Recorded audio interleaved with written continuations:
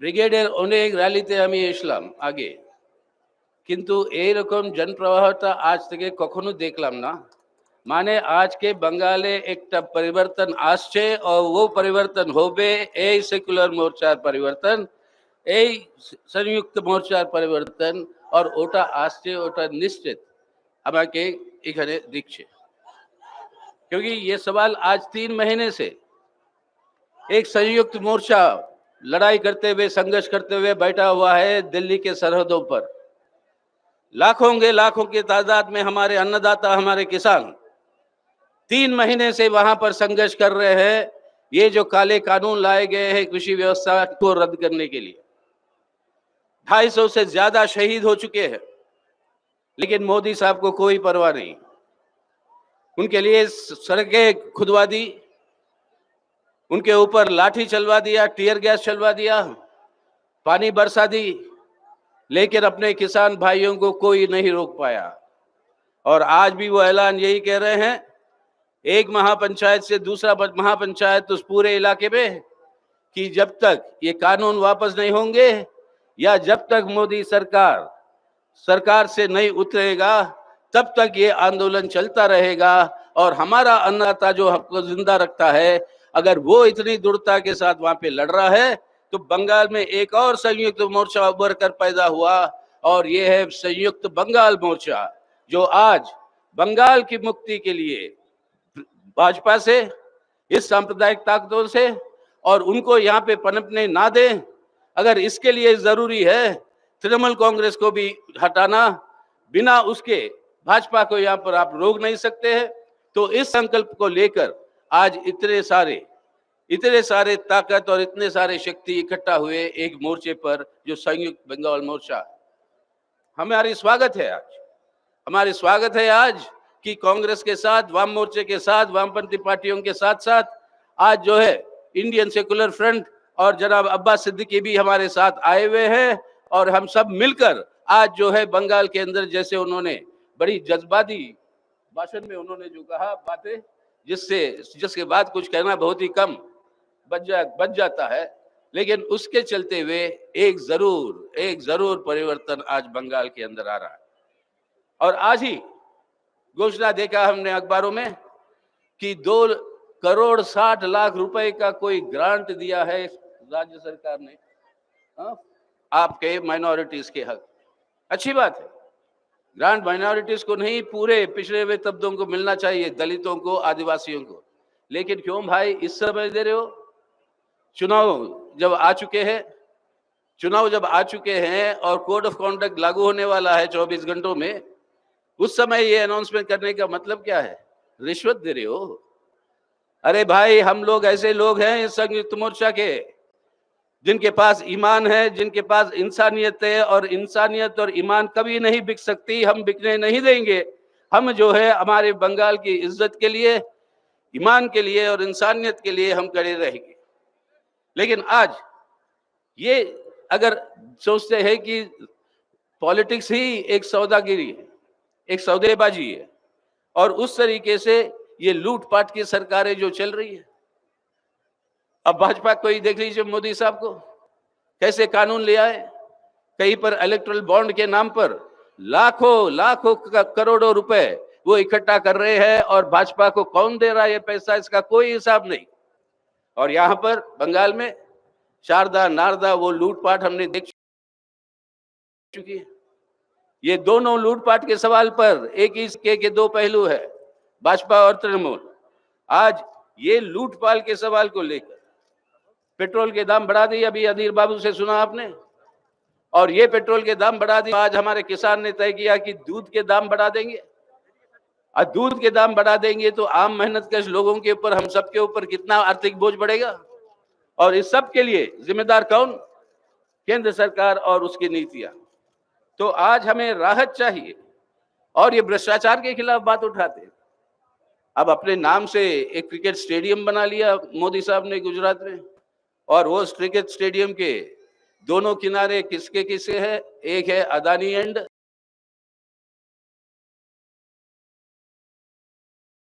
एक है अंबानी एंड। और ये दोनों मिलकर अमित शाह साहब के सुपुत्र वंशवाद के खिलाफ बोलते हैं। अमित शाह साहब के सुपुत्र जी जय शाह, वो जो है वहां के क्रिकेट एसोसिएशन के अध्यक्ष है, और ये भ्रष्टाचार में डूबे हुए ये है ये लोग। हालत क्या है हमारे नौजवानों का? वो भटक रहे हैं इधर से उधर नौकरी की तलाश में। बेरोजगारी बहुत बड़ी पैमाने पर गिर चुकी है देश में। जिंदा रहने के लिए कोई राहत नहीं हमारे नौजवानों को, और वो नौजवानों की ऊर्जा जो है हमारे देश को एक बेहतर भारत बनाने की जगह वो सब जो है आज वेस्ट किया जा रहा है मोदी सरकार की नीतियों के चलते हुए। तो आज सवाल है बेरोजगार का, आज सवाल है ये महंगाई का, आज सवाल है हमारे रोजमर्रा जिंदगी का, आज सवाल है ये कोरोना से पीड़ित जनता के लिए जो राहत के नाम पर करोड़ों लाखों करोड़ों रुपए आप इकट्ठा किए हो, उस सब का हिसाब दिखाओ, और क्या कितना आपने किस पर खर्च किया। इस सब का नहीं, भड़के मारते हैं, नारे देते हैं, और सब खोखला नारे, एक भी जो है नारा वहां पे लागू आज तक नहीं हुआ। तो इसलिए आज ये लूटपाट की जो सरकारें हैं भाजपा और तृणमूल का, और दूसरी ओर से ये जात पात के नाम, अबे हिंदू मुसलमान के बीच में दरार पैदा करके अपनी राजनीति करते करते, और ये भी कहते हो हमारे देश के लिए, ये कहते हो हम के लिए। ये हम का मतलब क्या होता है कई बार बोल चुका हूं मैं, लेकिन मेरे नसों में जब तक खून बहता रहेगा ये हर बार दोहराऊंगा इस बात को। हम माने अपने हिंदुस्तान में, हम का मतलब है हिंदू का ह और मुसलमान का म, ये दोनों जब जुड़ता है तभी हम बनता है, तभी भारत बनता है, तभी हिंदुस्तान बनता है। और उसको तोड़ने की जो कोशिश की जा रही है उसको हम नाकाम करेंगे, ना होने देंगे। वो देशद्रोही, तो उससे जो है हमें उसको बंद करना होगा। तो हमें आज चाहिए ना लूटपाट की सरकार, ना जात पात की सरकार, ना लूटपाट की सरकार, ना जात पात की सरकार। जब ये बात हम कहते हैं तो दिल्ली से जब हम आ रहे थे कई सारे लोग वहां पर ये पूछ रहे थे कि भाई अगर त्रिशंकु असेंबली आ जाएगी, यानी किसी को मेजॉरिटी नहीं आ जाएगी, तो आप तो कहते हो भाजपा को रोकना है, तो आपका क्या रुझान होगा? तो मैं बोला त्रिशंकु अगर कोई असेंबली आ जाएगी तो हमसे क्यों पूछ रहे हो भाई? आपके मुख्यमंत्री जी से पूछो। कितने बार पिछले 10 सालों में 15 सालों में कितने बार भाजपा के साथ समझौता कर चुकी थी? कितने बार केंद्र में मंत्री रही भाजपा की सरकारों में? कितने बार भाजपा के साथ मिलकर यहां पर चुनाव लड़ी? और कितने बार भाजपा को यहां पर बंगाल में आने के लिए सहूलत किसने दिया? वो यही तृणमूल कांग्रेस ने दिया। तो सवाल यह नहीं कि हम क्या करेंगे अगर त्रिशंकु हो जाएगी, सवाल यह है कि तृणमूल और मुख्यमंत्री क्या करेगी अगर त्रिशंकु हो जाए।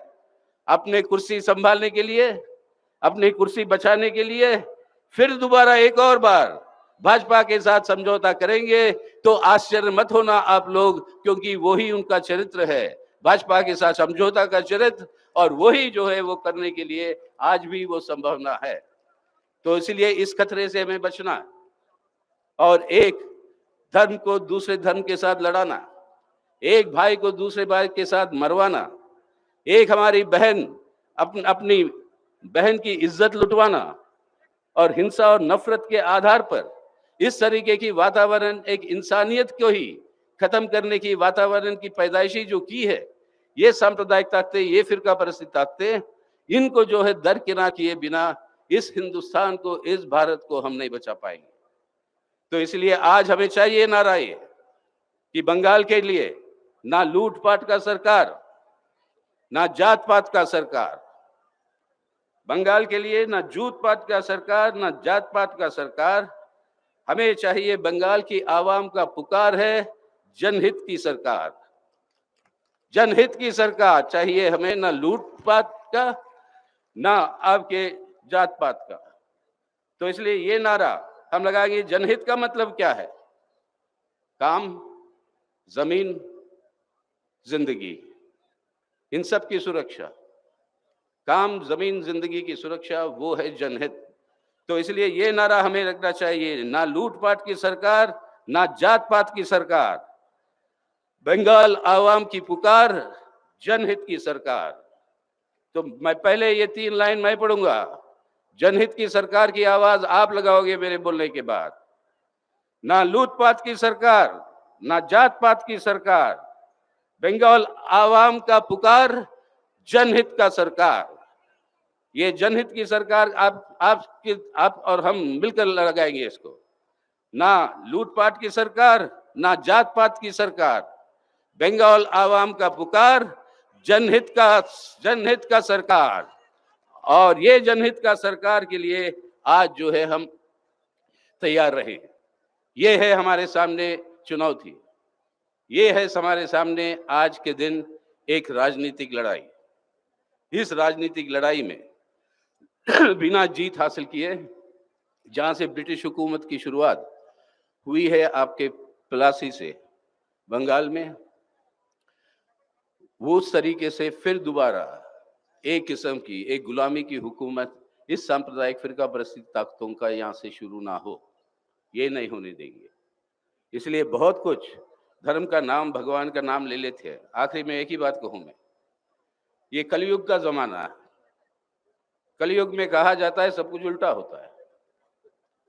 पहले युग में आते थे, सुनते हैं वो कहानियों में है, पौराणिक कहानियों में, कि भगवान आते थे कि असत्य को खत्म करना और सत्य को बरकरार रखना।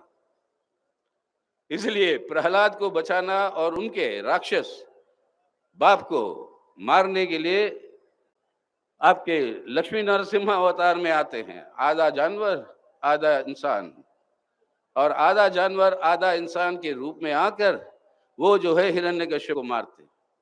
लेकिन कलयुग में सब उल्टा होता है।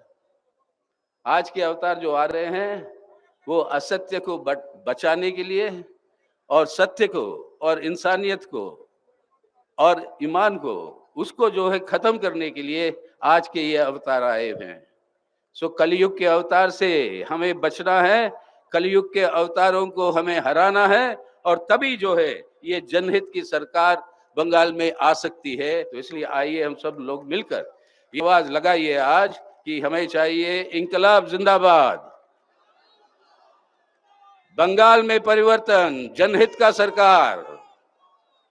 और इस सरकार के लिए हम लोग सब एक वादा करेंगे इस बार, यहाँ पे 10 लाखों से ज्यादा लोग जो है ये सब वोट पड़ेगा। कोई भी इसको अटकाने की कोशिश करेगा, उनको अभी से चेतावनी देनी है हम सबको, हमारा वोट कोई नहीं रोक सकता।